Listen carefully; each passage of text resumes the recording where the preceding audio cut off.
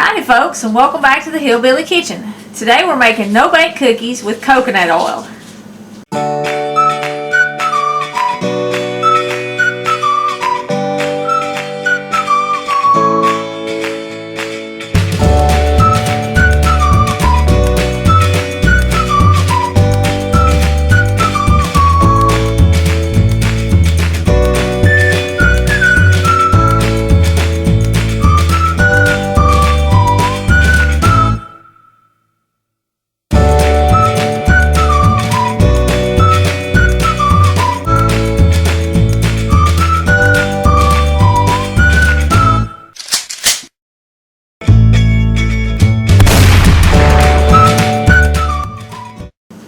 Some of you who watch these videos regularly know that Brett has some health problems, so I do like to keep some healthy stuff on hand for him to snack on that'll satisfy his sweet tooth.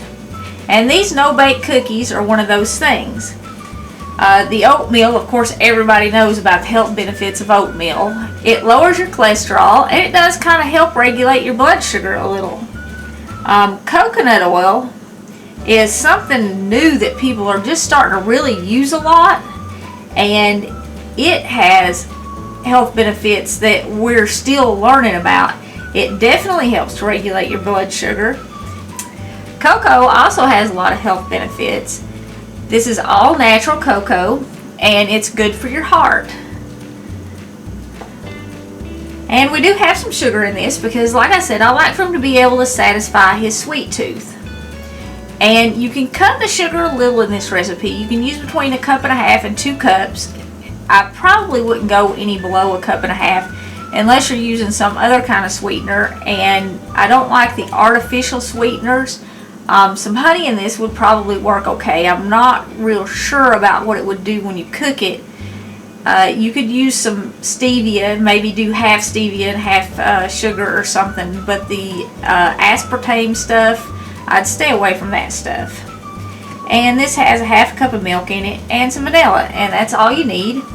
And it doesn't take a long time to cook these. We're going to set our oatmeal and our peanut butter and our vanilla over here to the side, and put our 1/2 cup of milk in the pan and our sugar in a pan. And I'm using about 1 3/4 cups today of the 1/4 cup of the cocoa. Put it in there, and I have 1/2 cup of the coconut oil.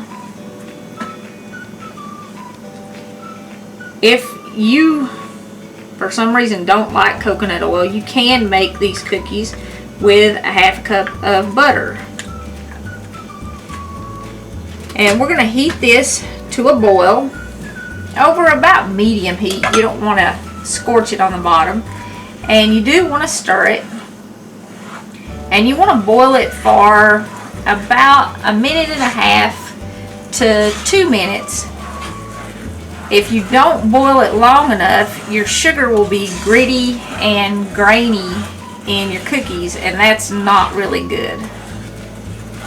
So make sure you boil it long enough to dissolve your sugar and get your cocoa blended in good. Okay, you can see here now that we have a full boil, and we want to cook it, like I said, about another 1.5 to 2 minutes once you get to this point. And if you don't cook it long enough, your sugar will be gritty in your cookies. So stir it really fast at this point. Scrape the edges of your pan every once in a while to get all that sugar that's built up on the edge of them. And just keep cooking it for 1.5 to 2 minutes. Alright, we've cooked these long enough now, so I'm going to turn the heat off. And one of the ways that you can tell you've cooked it long enough is that there's no longer any stuff really stuck to the edge.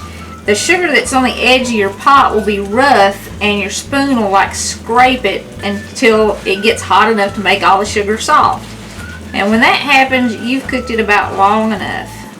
There's nothing left sticking to the edges.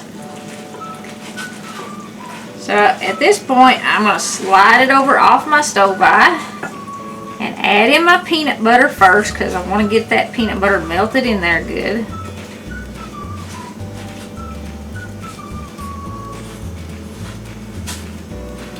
Your coconut oil too, when you use coconut oil in recipes like this, you want to make sure you get the cold pressed coconut oil, cold pressed unbleached coconut oil, because if you get the bleached stuff, it loses a lot of its health benefits.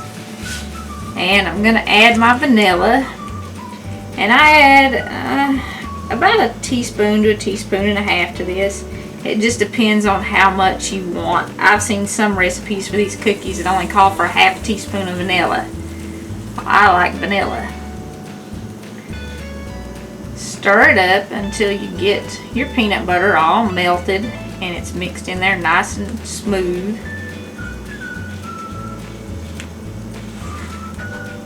Make sure you scrape the edges of your pan good, you know, as you're doing this. You don't want lumps of peanut butter left stuck on the edge or lumps of chocolate stuck to the edge. That looks pretty good. You can see I don't have any peanut butter streaks in there anymore. And now I'm going to dump in my oatmeal. And I do use quick oatmeal in this recipe because the quick oatmeal is chopped a little thinner, and I just think it's better in the cookies than the regular oatmeal that takes like 5 minutes to cook, the old-fashioned oats. So I would choose the quick oats for this recipe. These look like they're mixed up pretty good now. So what I'm going to do is I've got a cookie sheet over here that's lined with some wax paper.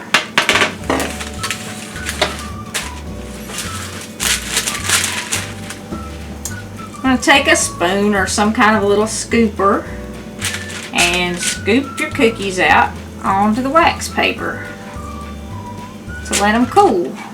And you can make these as big as you want to. Some people make them really big. I don't like to do them real big because you can always eat more than one if you want more. And they cool faster if you make them smaller. And I've usually got somebody standing there waiting to get one before they even start to get cool. You don't want to waste a whole lot of time when you're scooping these out, because when they start to get cool, they don't like to stick together as well when you scoop them. And you want to get them all dumped out there before they get crumbly so that you can actually form little cookies out of them.